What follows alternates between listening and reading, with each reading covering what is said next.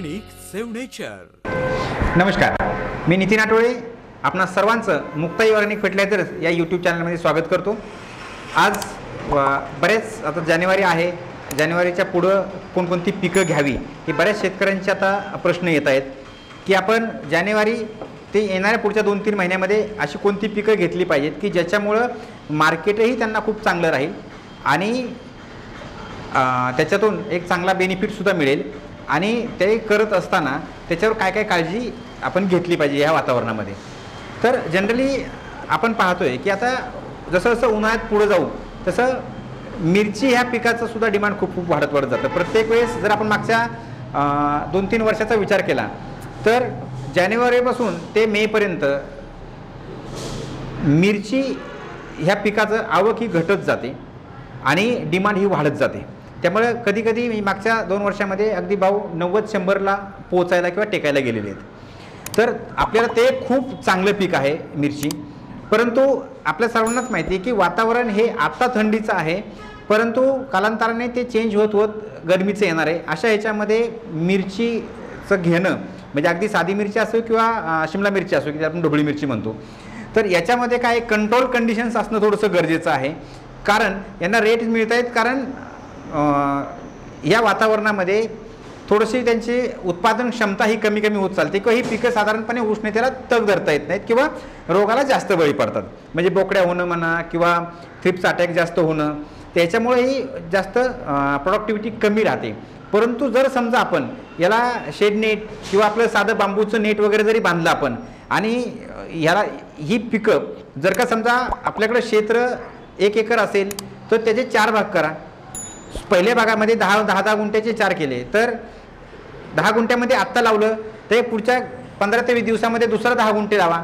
असे टप्प्याटप्प्याने म्हणजे साधारणपणे 15 ते 20 दिवसाच्या फरकाने आपण ही पिकं लावली पाहिजेत। कधीपर्यंत? साधारणपणे मार्च एंडपर्यंत। म्हणजे आपल्याला ही पिकं जी आहेत मेपर्यंत आपल्याला आपल्या हातात हे चालू राहिले पाहिजेत, जेणेकरून कंटिन्युअस खूप चांगलं उत्पन्न आपण जर कंट्रोल कंडिशन्स ठेवल्या तर निघेल आणि आपल्याला विक्रमी भावसुद्धा ह्याच्यामध्ये आपल्याला मिळण्याचे चान्सेस खूप जास्त आहेत।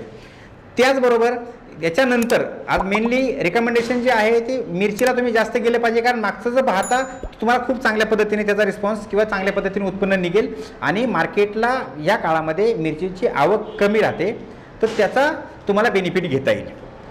त्याचबरोबर दुसरी जी गोष्ट आहे की त्याच्यानंतर तुम्ही त्याला अगदी वांग किंवा टोमॅटो आहे ह्या पिकांच्याकडे जाऊ शकता।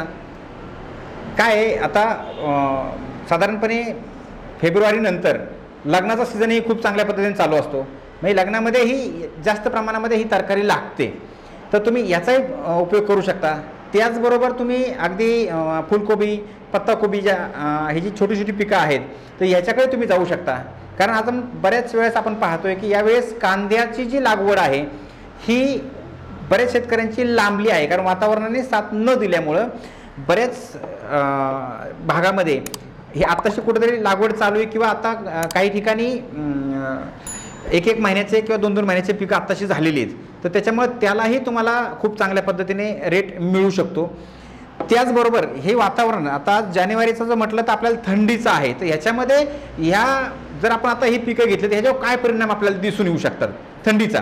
त्याच्यानंतर जसं फेब्रुवारी आपण क्रॉस करू तर तिथून वातावरण परत बदलत जाणार आहे। तर मी तुम्हाला म्हटलं की त्याच्यानंतर तर आपल्याला शेडनेटसारखं एक वेगळी व्यवस्था जर आपण करू शकलो तर खूप चांगल्या पद्धतीने आपल्याला त्यात यश मिळू शकतं। परंतु आज जानेवारीचा जो विषय म्हटला तर आज थंडी वाढत चालली आहे, त्याचबरोबर काही ठिकाणी अवकाळी पावसाचे सुद्धा चिन्ह दिसत आहेत।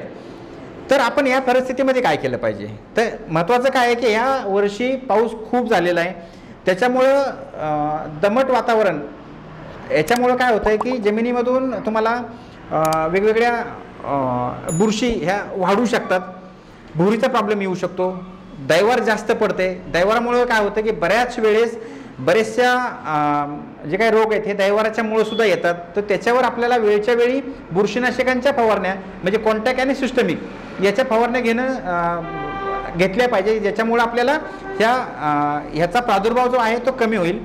त्याचबरोबर थंडीतला एक सगळ्यात मोठा जो प्रादुर्भाव आहे तो म्हणजे थ्रिप्स आणि मव्याचा असतो, की जे तुम्ही बराच स्प्रे जरी घेतले तरी पण ते कंट्रोलमध्ये येत नाहीत. तर अशा वेळेस एक चांगला स्प्रे तुम्ही घेतला की त्याच्यानंतर लगेच 2 दिवसानंतर एक हलका स्प्रे घ्या. म्हणजे सोलोमन सारखाचा एखादा स्प्रे घेतला, सोलोमन नीम ऑइल घेतला तर 2 दिवसाच्या फरकाने लगेच टाटा मानिक आणि नीम घ्या किंवा करंज घ्या. याच्यामुळे काय होतं की जिथं जास्त प्रादुर्भाव होत झालेला असतो तिथं तुम्ही 4-4, 5-5 दिवसाच्या फरकाने जर स्प्रे घ्यायला लागले तर तुम्हाला ते कंट्रोलमध्ये येणार नाहीत. त्याच्यासाठी तुम्हाला काय आहे की लागोपाठ 2-3 स्प्रे तुम्ही घेतले की त्याच्यानंतर ह्याचं प्रमाण पूर्णपणे कमी होईल आणि तुम्हाला त्याच्यातून चांगल्या पद्धतीने रिझल्ट्स मिळतील आणि उत्पन्नही वाढायला मदत होईल. आपल्या असेच जे व्हिडिओज आहेत हे पाहण्यासाठी आमच्या या चॅनलला तुम्ही लाईक करा, शेअर करा, सबस्क्राईब करा आणि जास्तीत जास्त शेतकऱ्यांच्यापर्यंत ही माहिती कशी पोहोचेल आणि तुमचे इनपुट्स जर आम्हाला मिळाले तर आम्हाला याच्याहीपेक्षा वेगवेगळ्या विषय जर आम्हाला त्याच्या माध्यमातून आम्हाला काही व्हिडिओ बनवता आले तर नक्की आम्हाला सजेस्ट करा. धन्यवाद.